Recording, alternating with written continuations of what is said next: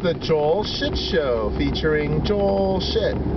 Hi, welcome to the Joel Shit Show. I'm your host, Joel Shit. So, I am home now, but I'm going to pretend, because I didn't have a chance to do an episode. So, I'm going to pretend that I am in Las Vegas still, when I'm actually driving to the KSU music meeting. And let's see, so I'm talking about what happened on Friday. So Friday we land at 7:50, we get a taxi. They're doing a bunch of road construction at Tropicana and Las Vegas Boulevard, but we get there without too much of a problem. And then I play my video poker. They have 10-6 double-double bonus at the bar by the sportsbook at the Excalibur, which is pretty amazing, because not only is that a positive video poker game, not only is it at a bar, but it's at a strip property, even if it is just the Excalibur. So I was more than happy to give them my business. So I blew $300 and didn't get a single 4 overtime, so at least I earned my keep for the trip. Then I decided to play in the poker room, and the Excalibur has that poker room with the no dealers. It's those Poker Pro tables where it's like playing online, but you can see the people in front of you, of course, because you're there, you're not online.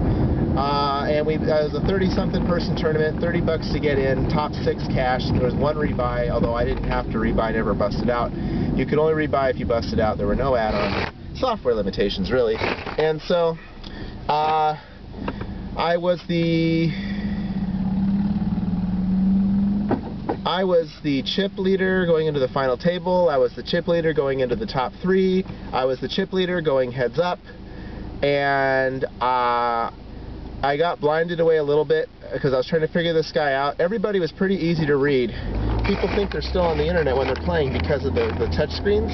So you can look at their actions when they're hitting the buttons on their touch screen, and they're just ridiculous tells. I was actually kind of surprised by how bad it was. Well, good for me anyway. But so at any rate,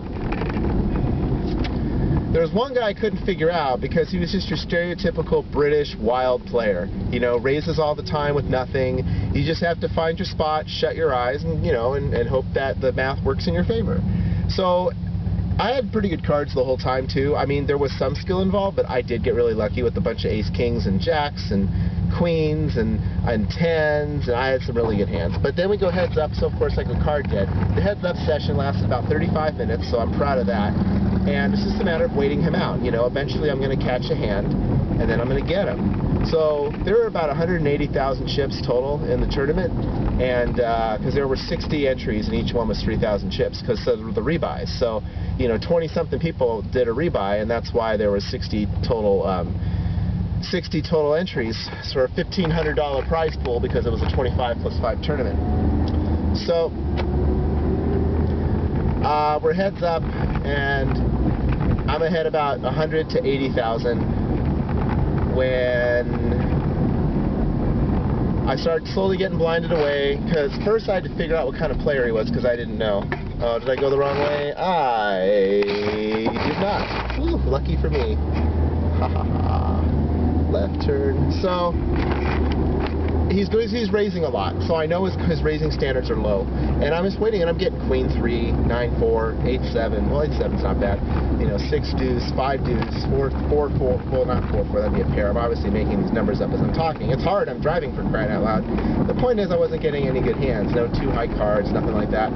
So I noticed that if I call before the flop, he'll raise me a lot of the time. So what this does is it means that sometimes I have to fold to him, even though it costs half a blind to call, and with the antes I have really good odds. I don't really, because he's going to raise. So I realized he was doing that, so I was like, so if I get a really good hand, I can just limp, and then he'll raise, and then I can re-raise. And I could do that a couple times with bad hands, because he's a smart enough player to know that I know that, which means he'll let his hand go unless it's really good. And if he goes all in, I know he's not bluffing, because he would have no reason to bluff there. So I stole a couple pots doing that, and then I realized, well, I can't do this anymore because I've never actually shown a good hand doing this, and he's going to realize I'm playing back at him. So I better cool it. Well, this entire time I'm still not getting any good hands, and that became the story of what was going on. Finally, I end up with like a jack 10 or a queen 10, and the flop had a 10. I had middle pair. There was a possible straight draw on the board because there was a 5 and an 8. He had 6 7, and the flop was 8 10. queen, maybe. And so, you know, this is the thing that sucks. People tell poker stories and they don't get all the facts right. So rather than try to recreate the entire hand when I obviously don't remember it, I'll put it this way.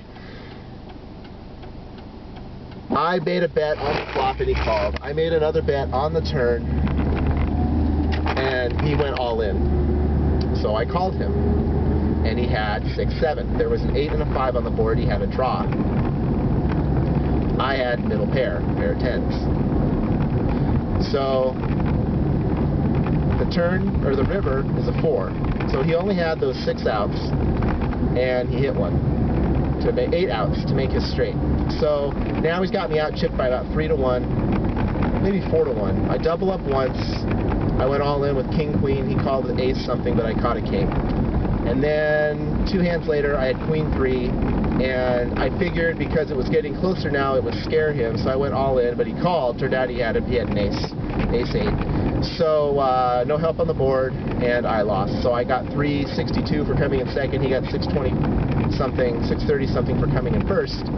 He kept wanting to ask if we could stop after a certain amount of time and talk about a deal. And I said, when you want to stop, we can talk about a deal. But I'm not going to say 10 more minutes or 30 more minutes or whatever. You need to figure that out on your own.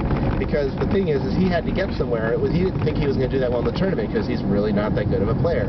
But when you're very aggressive, you have the chance of getting lucky and winning a bunch of hands, and that's what happened. So I figured at some point he's going to have to go, and then we can work out a deal. We're basically playing for $270 because the worst we can do is come in second and win 362, and then a winner again said 632, 630 something, right? So we're playing for that $270 some odd dollars, and we can look at our chip counts to determine how I split up that $270. So I had it figured out what I was going to do, you know, betting on our stacks. I was just going to, you know, do some math, but I figured I knew I could outlast him eventually. It was just a matter of picking the right spot. And I did pick the right spot the first time when he had that straight draw, you know. He called because he knew I was outplaying him, and this is the only way he was going to win. He was going to have to get lucky. He'd gotten lucky the whole tournament. He hit 2 pair on the river with 4 deuce to eliminate the guy in third place, who was the guy I was really worried about. He was the chip leader when I wasn't for most of the second half of the tournament. He was really good. But he got drawn out on about 3 times in a row, and he went on tilt. And then on that last hand, well, he did play it well, even though he was on tilt. And he had top pair, and the guy that eventually won the tournament had bottom pair, and he hit 2 pair on the river when his deuce hit, because he had a 4 on the flop, and the guy with top pair probably had like ace queen or king queen or jack queen or something. So that's the way it goes in poker, and you know, I really can't beat myself up over coming in second place and, you know, winning $300 in a couple hours of 3 hours of work.